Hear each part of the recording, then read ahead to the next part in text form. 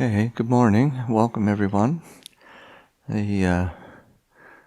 All the people who are here, which is quite a crowd, and then all the online people who are plugging in from afar. So good to welcome people and to have a day devoted to mindfulness of breathing.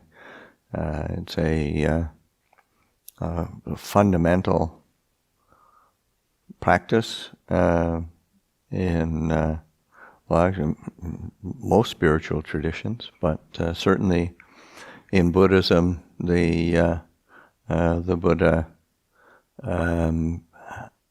gave much instruction, and I think one of the things to say to remember or recollect that in terms of developing mindfulness of breathing is that it is a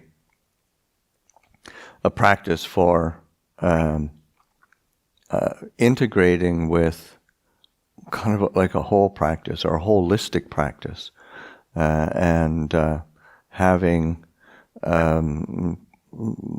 the mindfulness of breathing as a and as in the mindfulness of breathing discourses, the Buddha says that when one develops mindfulness of breathing, one fulfills the four foundations of mindfulness. When one fulfills the four foundations of mindfulness, one fulfills the seven factors of awakening. When one fulfills the seven factors of awakening, one fulfills true knowledge and deliverance. So that it's a putting it in that context of the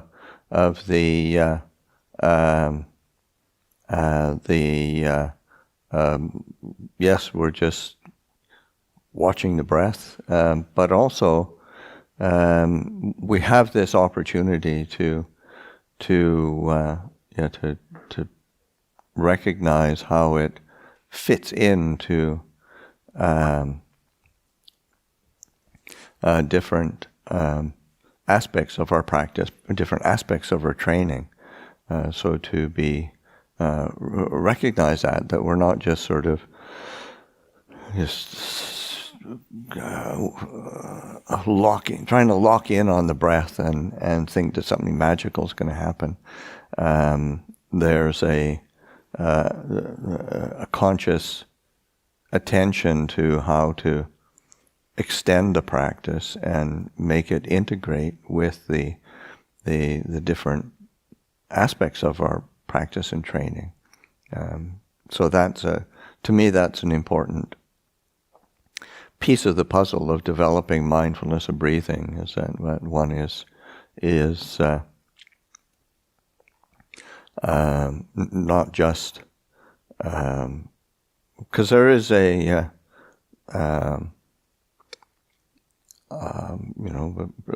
in the idiom of the Buddhist idiom of and translation of what meditation, what say samadhi, the calm, settled stilling of the mind, is almost invariably translated as concentration, and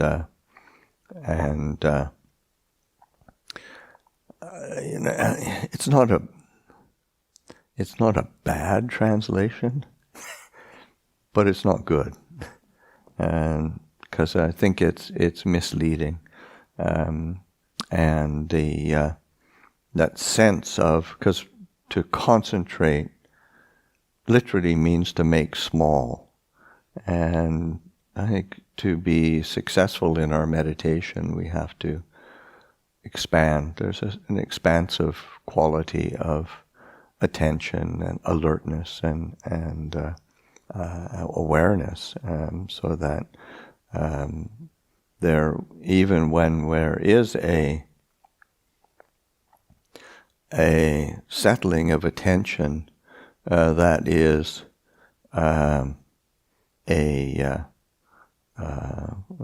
bringing the mind to a one, a unification, it still is not tight.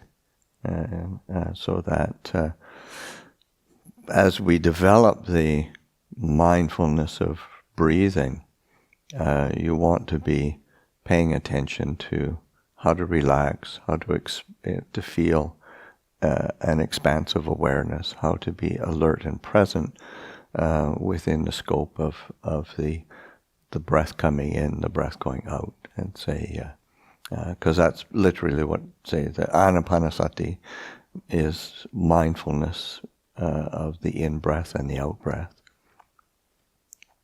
So that to be attending to that. And the most common way, traditional way, is paying attention at the tip of the nose. And it's not, I wouldn't lock oneself in to one particular technique or method. I think it's really important to be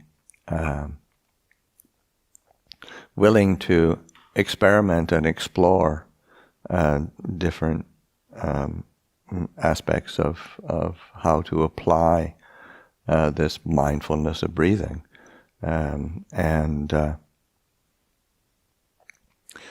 so that the tip of the nose is one, chest is one, at the abdomen is another. Just that sensation of touch, sensation of feeling the breath coming in, the breath going out, and to be whatever helps the mind to be comfortable and present, to be comfortably attentive to the object of the breath is what is helpful, because you don't want to be so tightly locked in that it doesn't feel comfortable. You also don't want to be so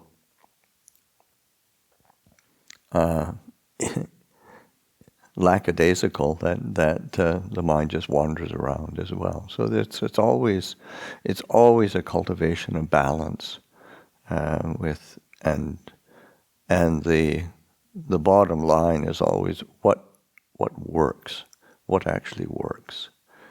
So you have to be, in order to find that out, you have to experiment, you have to explore and see what works for you.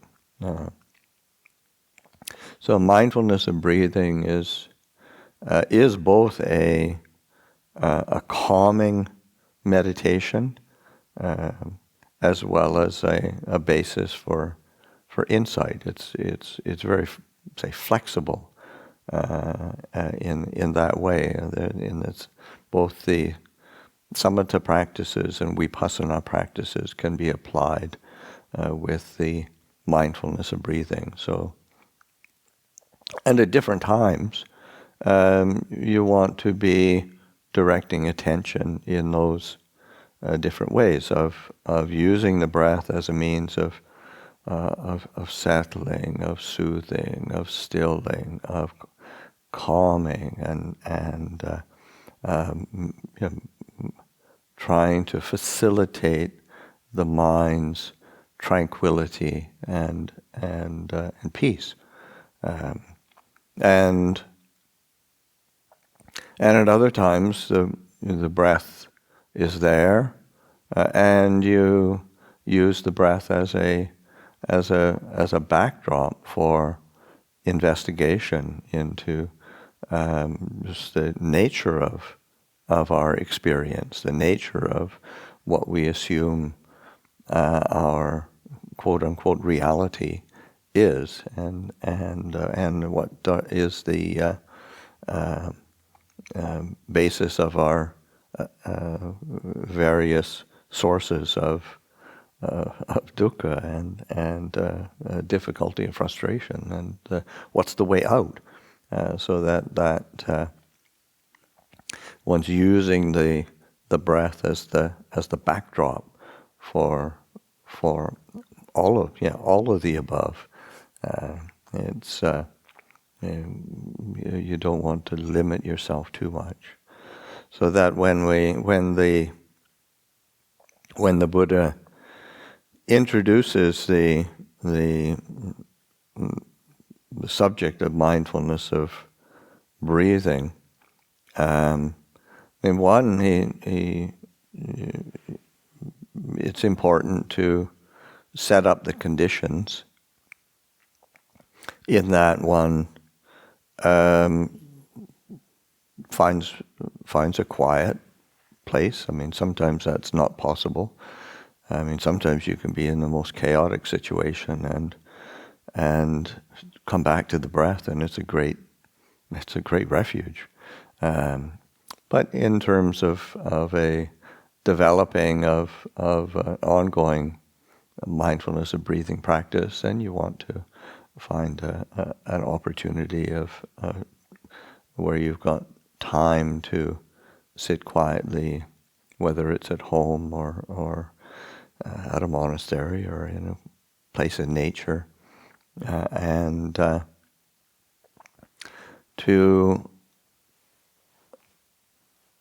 the Buddha's instructions are actually not all that specific. And, it's like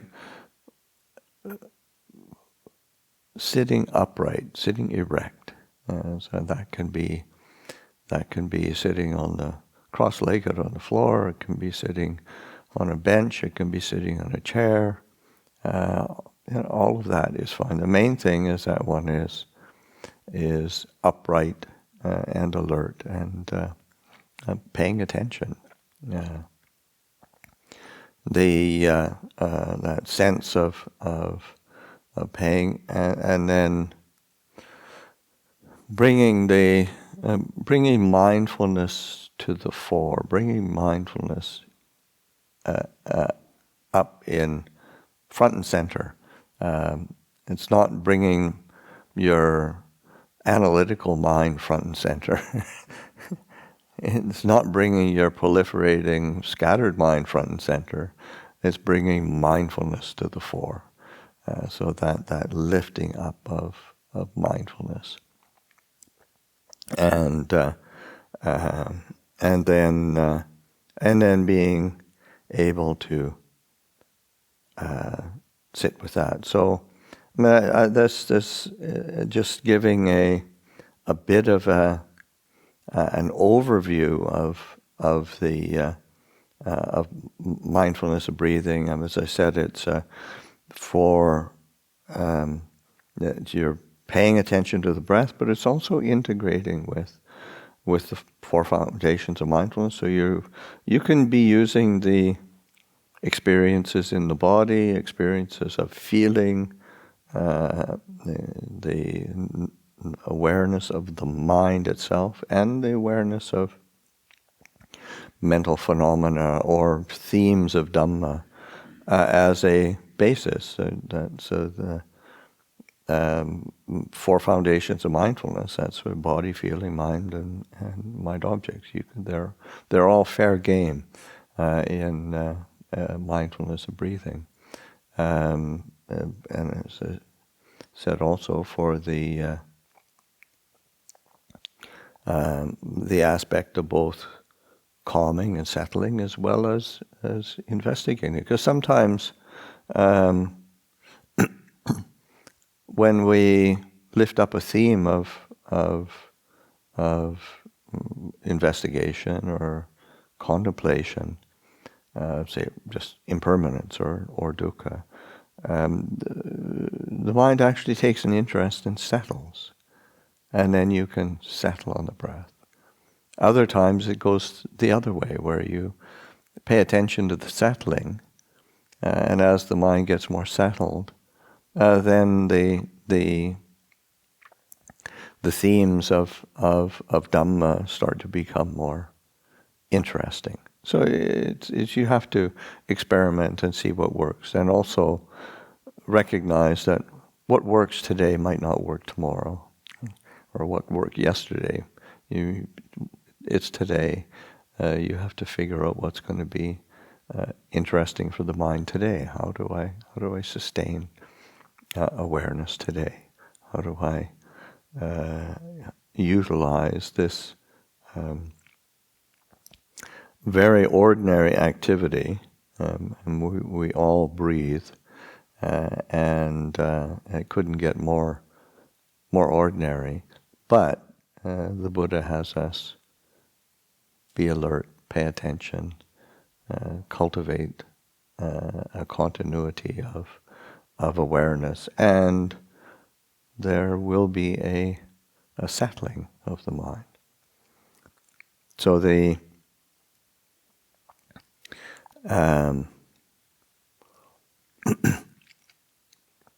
today's teaching is going to be broken up in the three of us are going to be sharing the teaching, myself, Ajahn Gruntamo, Ajahn Yaniko. So you'll hear different voices of the perspectives, and then also time to actually sit and meditate, rather than, it's not just a study day. It's okay, study and learning, study and practice, and then also for the opportunity for people to ask questions. So we'll shift into a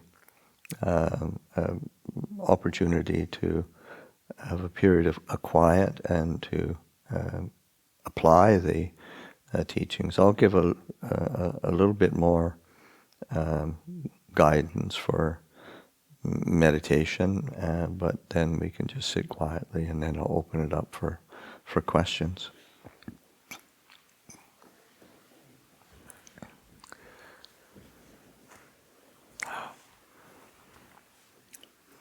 Thank you. So, sitting quietly, sitting with an alert, upright posture, paying attention to the sensation of the breath as it comes in, comes out of the nose. That's what I will use as the example. And if you're familiar or comfortable or want to experiment with the breath in any other way, the same principles apply. Taking the sensation at the tip of the nose and establishing that attention, taking an interest in the sensation as we breathe in, as we breathe out. There's a sensation, as we breathe in, there's a sensation of coolness. As we breathe out, there's a sensation of warmness. The breath has been in the body and is warmed. There's a feeling of touch or movement with the air coming in and going out. It's something that we can attend to, and not, and one doesn't. Generally, one wouldn't try to regulate the breath. Say, like in yogic traditions, there's pranayama, where there's a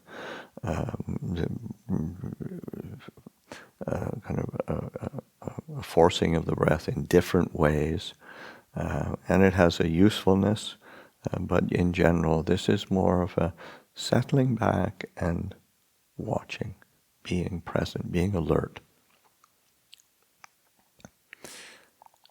And at that point of contact, one of the images that the Buddha gives for mindfulness of breathing is as if someone were like using a manual saw and cutting a piece of wood. And the attention is at the point of contact. One isn't following the blade of the saw back and forth, or trying to anticipate it in any way. It's just at that point of where the teeth of the saw touch the wood. So paying attention to it's going to feel a little bit different as say in terms of if it were a saw, as you push out or as you bring the blade back, it's going to feel a little bit different.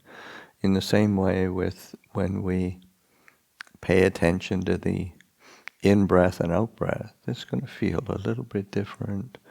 Pay attention to those nuances of difference and take an interest in that. And then allow that rhythm of the breath to settle the awareness and attention, and attending so that there is a continuity of alertness and presence.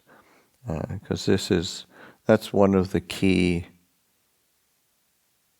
features, facets, purposes of developing this, so that we have an alertness and presence of attention that is settling on an object. It's settling, and it becomes more steady, and there's a continuity there. And it's that continuity of attention that allows for clarity to arise within the heart, within the mind. So we can sit quietly and just work with that for a bit.